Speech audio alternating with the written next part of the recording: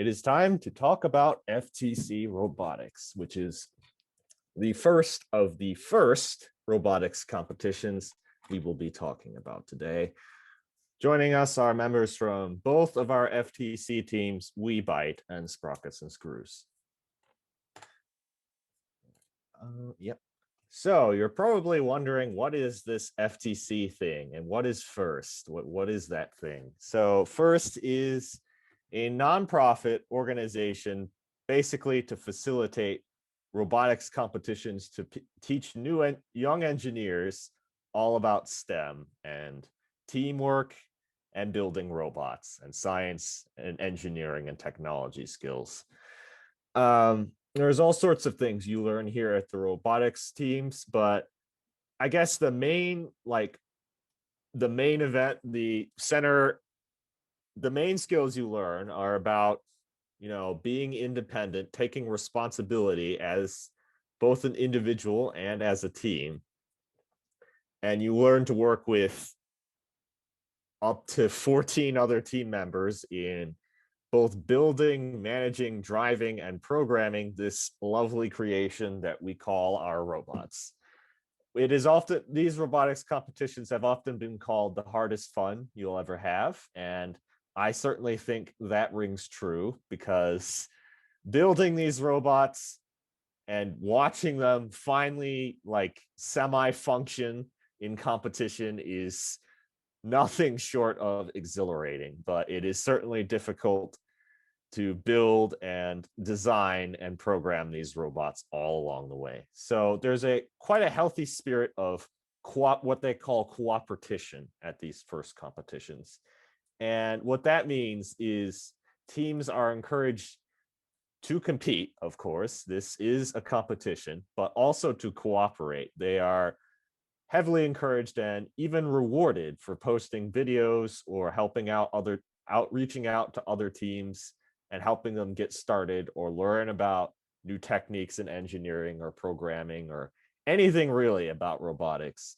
So you will find the FIRST competitions to be a welcoming and warm environment. So now we get to the main part of robotics, the robots. These are our robots from last year. And as you can see, or at least according to me, they are very cool.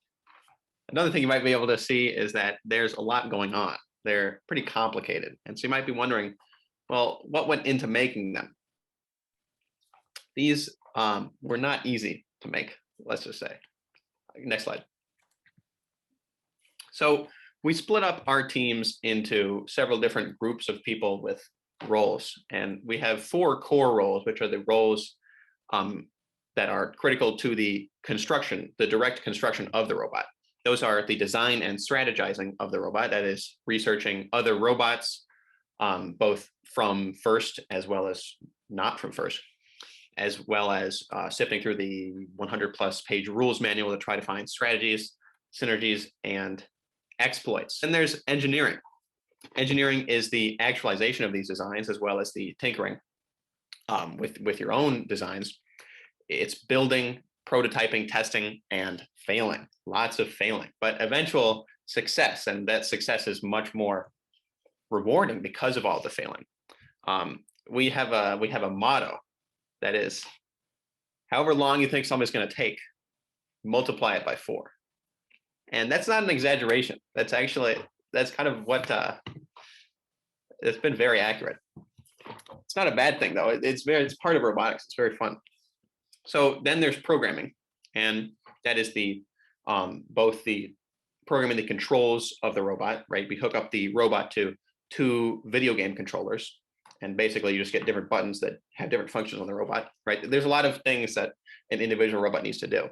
So also, programming is for the 30-second autonomous phase that every competition has, which is a 30-second automatic routine that the robot has to do to try to get the most points. And in every autonomous phase, there's always some aspect of randomization. So the robot also has to try to adapt to the situation. It's very difficult. Finally, there is CAD, computer-assisted design. It's like 3D modeling. On the right side here, you can see an arm that we designed this year. And that CAD has become a much bigger aspect this year with the limitation of in-person meetings. And it allows us to greatly reduce the amount of time we spend kind of fiddling around with parts trying to find something that works. And instead, we're able to spend much more time on testing and designing new parts, right? It also gets us some very nice pictures. So with those 4 core roles, that's what we're able to use to make our robots. With those 4 core roles, along with lots of time and lots of dedication. Other roles that we have on FTC are outreach, which is, as Nicholas said, reaching out to other robotics teams, as well as most of what we've been doing is reaching out to like middle schools and trying to advertise robotics. And unsurprisingly, you'd find that when you bring a remote controlled big robot and drive it around in front of middle schoolers, they get very excited. So additionally, it's also advertising the high school robotics team to our middle school robotics team, trying to get some of them to come to the high school robotics team when they get to high school. Then there's the role of artist, designing the team shirts, designing the capstones, which are just a manipulatable object that is used in the matches, as well as designing posters and decorations that become increasingly important as you get to state when you need to advertise your own team. Then finally, there's the engineering notebook, which is it's just a log of everything that we do in a given season. And so that ends up being frequently over 100 pages by the end of the year. Right, so the competitions, as Nicholas has said before, it's pretty intense, and it's quite loud too. So it's a 2-on-2 team-based event where you have a partner, but you switch partners every time you're on the board, and there's also a different theme every year, and the robots may look pretty different from year to year. So during the competition, there are also roles. There's 1 coach, 2 drivers, and a few scouts. So the coach and the 2 drivers are basically the people that are allowed to enter the field, and everyone else kind of sits on the sideline and watches and observes. And so there will be 4 teams, and there'll be a total of 12 people surrounding the field. And there are also the scouts.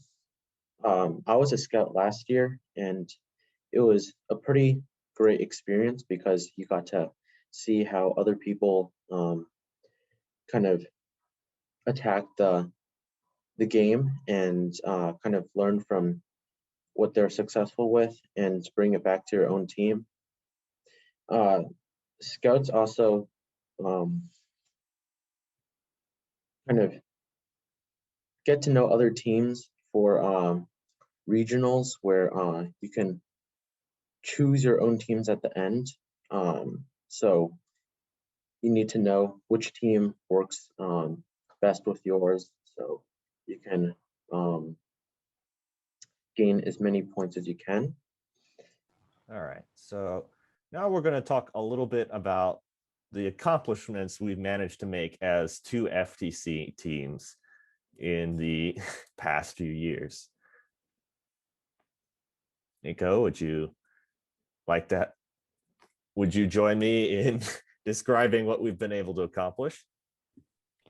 Yeah, so we are 2 separate teams, and we each kind of had our own struggles throughout the years, but we also had many accomplishments. So our team, my team, Sprockets and Screws, last year was our first year, and last year we were nominated for the design award, and we also became regional semifinalists in which was a great accomplishment for our team. Especially our whole team was made up of rookies, and it was all freshmen and a single sophomore.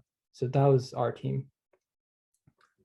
WeBite, the older and veteran team, has been able to make it to state 2 years in a row, gone to state semifinals our second year, won the best rookie award at the regional of 2019, and was a 2-time design award winner.